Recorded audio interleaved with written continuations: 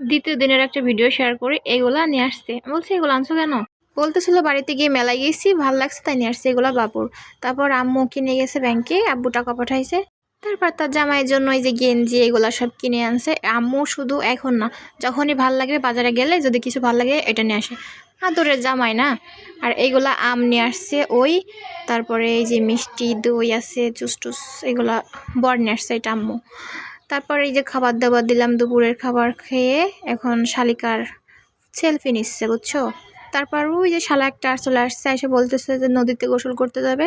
এই যে বাইক উঠাবে বলে এরকম ইয়া করতেছিল, সবাই বলতেছে কাজ করতেছে। ওই যে কি কাজ করে, একটা কাজও করে না, কি বাইক উঠাবে তাই।